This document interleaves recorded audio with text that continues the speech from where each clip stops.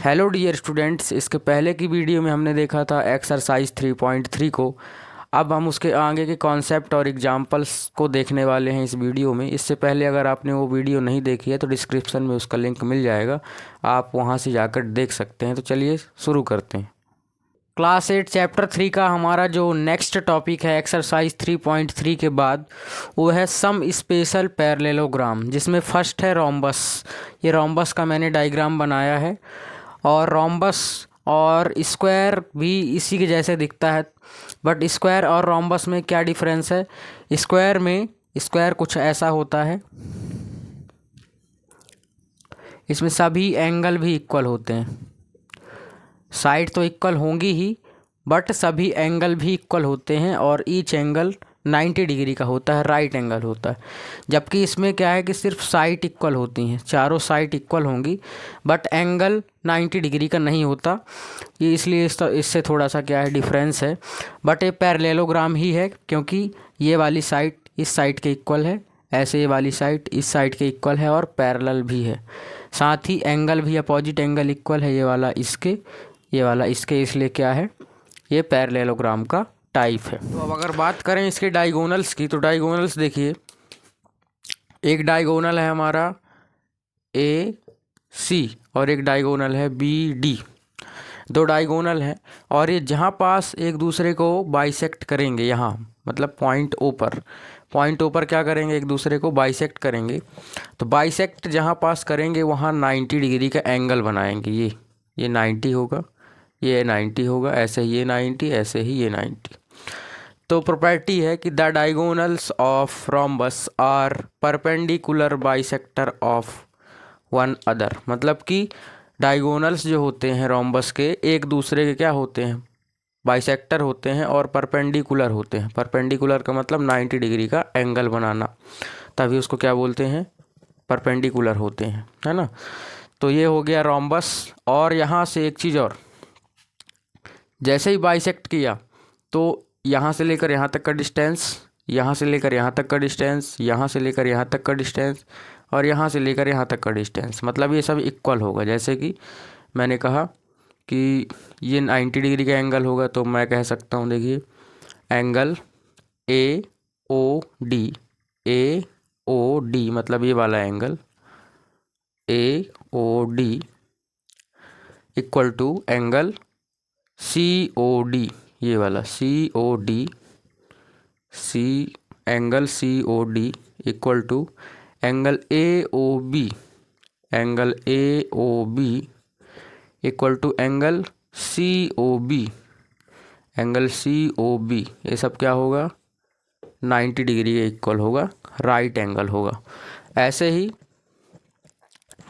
इसके जो क्या होंगे, ये साइड्स होंगी, यहाँ से बाइसेक्ट के बाद वो सब इक्वल होंगे। जैसे कि ओ ए इक्वल होगा किसके, ओ सी के, ओ ए किसके इक्वल होगा, ओ सी के, एंड ओ डी इक्वल होगा ओ बी के, O D equal O B होगा। तो ऐसे ये है रोम्बस की प्रॉपर्टी, है ना, जो बिल्कुल किसके जैसे दिखता है, स्क्वायर के जैसे, बट स्क्वायर नहीं है। तो ये रोम्बस की प्रॉपर्टी आप लिख सकते हैं। अब देखते हैं नेक्स्ट। तो हमारे पास एग्जाम्पल नंबर 7 है, RICE rice is a rhombus, find XYZ, justify your finding. ये हमारे पास RICE एक रोम्बस है, RICE। इसमें हमको X, Y एंड Z की वैल्यूज़ फाइंड करनी है, साथ ही हमको जस्टिफाई करना है हमारे आंसर को, ठीक है ना। तो इसका सॉल्व देखते हैं। यहाँ आप एक चीज़ देखिए, OE की जो लेंथ है वो X है, और OI की जो लेंथ है 5 है, OC की लेंथ 12, OR की लेंथ Y। ऐसे ही ये साइड Z है और ये साइड 13 है। तो चलिए चालू करते हैं सॉल्व। इन गिवन रोम्बस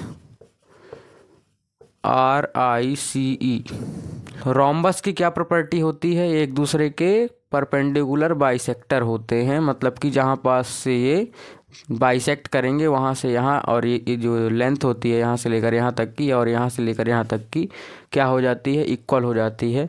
और सभी साइड इक्वल होती हैं क्योंकि ये रोम्बस है, इसलिए सभी साइड इक्वल होंगी।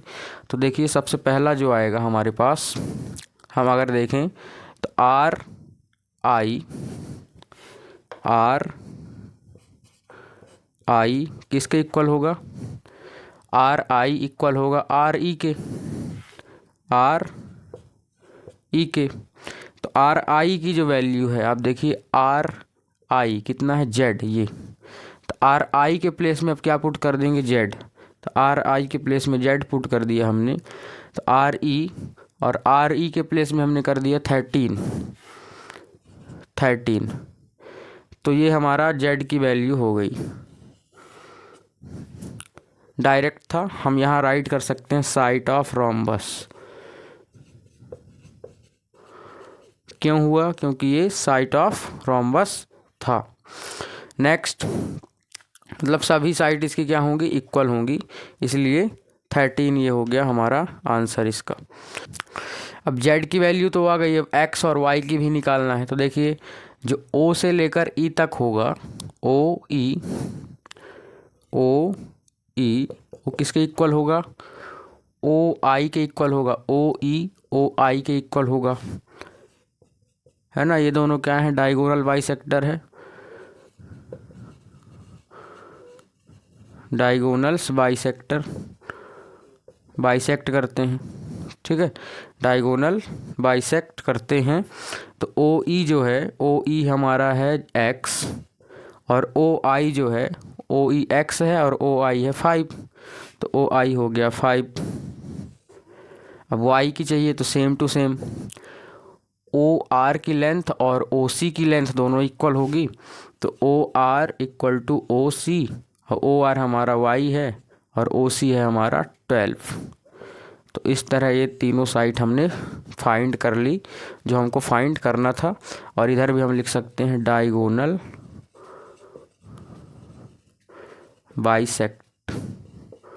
बाइसेक्ट करते हैं, तो वहाँ से क्या होती है, लेंथ इक्वल हो जाती है। तो ये इसका इतना ही सॉल्यूशन था, आप इसको राइट कर सकते हैं। फिर नेक्स्ट टॉपिक और एग्जांपल देखते हैं। हमारे पास जो नेक्स्ट टॉपिक है वो है रेक्टेंगल का। तो रेक्टेंगल कुछ ऐसा दिखाई देता है, आप देख सकते हैं, मैं फिर भी समझाता हूँ। देखिए रेक्टेंगल एक क्या है, पैरेललोग्राम है। तो इसमें अपोजिट साइड इक्वल होने के साथ अपोजिट एंगल तो इक्वल है ही, साथ ही इसमें एक और इसकी प्रॉपर्टी है कि ईच एंगल मेजर 90 डिग्री होगा। सभी एंगल का जो मेजर होगा 90 + 90 + 90 + 90 टोटल 360 होगा, है ना। और ये अपोजिट साइड तो इक्वल होने के साथ साथ पैरेलल है ही, ऐसे ही अपोजिट एंगल भी इक्वल हैं, है ना। और एडजेसेंट एंगल का सम भी 180 है। साथ ही इसमें एक ये है property, the diagonals of rectangle are of equal length. जो रेक्टेंगल के डायगोनल होते हैं, जैसे कि अभी हमने देखा था रोम्बस के डायगोनल हमने देखा था। तो ये वाला डायगोनल थोड़ा बड़ा था, ये वाला डायगोनल छोटा था, लेकिन इसमें ऐसा नहीं है, इसमें दोनों डायगोनल क्या हैं, इक्वल हैं। मतलब हम कह सकते हैं कि अगर ए बी सी डी एक क्या है, रेक्टेंगल है, तो यहाँ जो ए सी की लेंथ है वो किसकी लेंथ के इक्वल होगी, वो होगी हमारी बी डी के लेंथ की। Diagonals of rectangle are of equal length. और एक चीज़ और, जहाँ पास ये बाइसेक्ट करेंगे, जहाँ पास ये दोनों डायगोनल एक दूसरे को क्या करेंगे, बाइसेक्ट करेंगे, वहाँ से हर जगह लेंथ इक्वल होगी। कैसे, जैसे कि यहाँ पास इसने बाइसेक्ट किया तो ओ ए की length equal to O C की लेंथ तो होगी ही, है ना। और जैसे रोम्बस में हमने देखा था कि सिर्फ ये दोनों इक्वल थे और ये दोनों इक्वल थे, लेकिन इसमें चारों इक्वल हैं, ये दोनों इक्वल हैं और ओ डी भी इन्हीं के इक्वल है और ओ बी भी इन्हीं के इक्वल होगा। कैसे, अगर ये 4 सेंटीमीटर है तो ये भी 4 होगा, ये भी 4 होगा और ये भी 4 होगा। ये है रेक्टेंगल की एक प्रॉपर्टी, है ना। तो ये हो गया रेक्टेंगल आपका। और एक रेक्टेंगल का जो एक डायगोनल है उसको टू इक्वल ट्रायंगल में डिवाइड करता है। जैसे कि ये एक डायगोनल है तो एक ये पूरा ट्रायंगल बनेगा और एक ये पूरा ट्रायंगल बनेगा। कौन सा ट्रायंगल? Right angle triangle. तो इस तरह ये डायगोनल की प्रॉपर्टी हो गई। अब चलिए क्वेश्चन देखते हैं इसका। चलिए एग्जाम्पल नंबर 8 है RENT rent is a rectangle, its diagonals meet at O, find X if OR 2x + 4 and OT 3x + 1। ये हमारे पास RENT एक रेक्टेंगल है रेंट, जो O पर उसके डायगोनल कहाँ मीट करते हैं? O पर मिलते हैं। तो हमको x की वैल्यू फाइंड करनी है if OT = 3x + 1 and OR = 2x + 4। तो ये बहुत ही आसान क्वेश्चन है क्योंकि मैंने भी बता रखा है इसकी प्रॉपर्टी, रेक्टेंगल की प्रॉपर्टी कि जहाँ पास ये बाइसेक्ट करेंगे वहाँ से हर जगह लेंथ इक्वल होगी। तो ये और ये तो इक्वल है ही, साथ ही ये और ये भी इक्वल है। तो हम पहले इसको सॉल्व लिखते हैं। गिवन क्या है हमारे पास? गिवन है OR = 2x + 4 and OT = 3x + 1। अब ये दोनों रेक्टेंगल के डायगोनल की प्रॉपर्टी से क्या हो जाएंगे? इक्वल हो जाएंगे। तो OR = OT हो गया।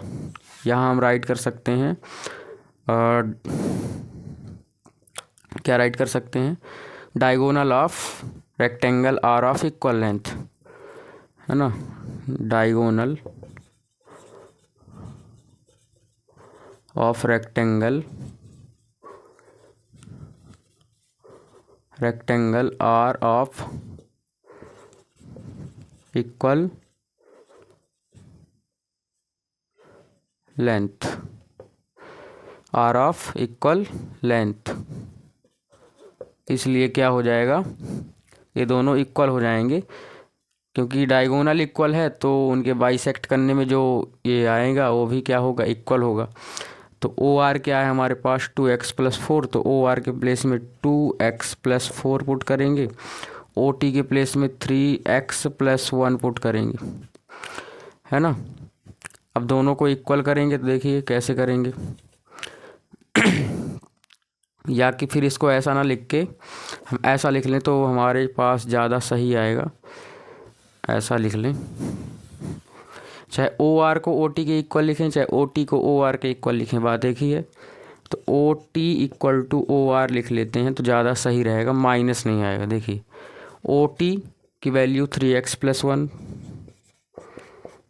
और OR की वैल्यू 2x + 4। कुछ नहीं किया हमने, बस इसको राइट हैंड साइड से लेफ़्ट हैंड साइड में शिफ्ट कर दिया और उसको लेफ़्ट हैंड साइड से राइट हैंड साइड में शिफ्ट कर दिया। अब देखिए पूरे को इस 2x + 4 को 2x को इधर लाते हैं हम और 1 को इधर ले जाते हैं। तो 3x पहले बचेगा, ये 2x प्लस का इधर आएगा होगा माइनस का 2x, और इधर इक्वल में भी 4 बचेगा और फिर प्लस का 1 उधर गया तो माइनस का 1 हो गया, है ना। मतलब कि जो हमारे पास वेरिएबल वाला टर्म था उसको एक साइड कर लिया ट्रांसपोज करके, कांस्टेंट वाला एक साइड कर लिया। तो 3x प्लस का 2x इधर हो गया, माइनस का 2x प्लस का 4 इधर लिखा रहने दिया और प्लस का 1 उधर गया, माइनस का 1 हो गया। अब 3x से 2x माइनस करेंगे तो बचेगा x और 4 से 1 जाएगा तो आएगा 3। ये हमारा आंसर हो गया। इतना ही करना था इसमें। चलिए अब देखते हैं नेक्स्ट टॉपिक, इसको आप राइट कर सकते हैं। चलिए हमारे पास नेक्स्ट टॉपिक है स्क्वायर। ये एक स्क्वायर है, मैंने बना रखा है, देखिए मैं इसको समझाता हूँ क्या है। ये एक स्क्वायर है, चारों साइड इक्वल हैं, इसलिए इसमें ऐसा मैंने क्रॉस एक कट लगाया है। तो और ये हमने लिख दिया AB = BC = CD = AD। इन सब को क्या की जो लेंथ होगी, है ना, AB = BC = CD = AD, इन सब की जो लेंथ होगी वो इक्वल होगी। सेकेंड, सभी एंगल 90 डिग्री के हैं, तो सभी एंगल 90 डिग्री के हैं, तो angle A = angle B = angle C = angle D = 90 degree.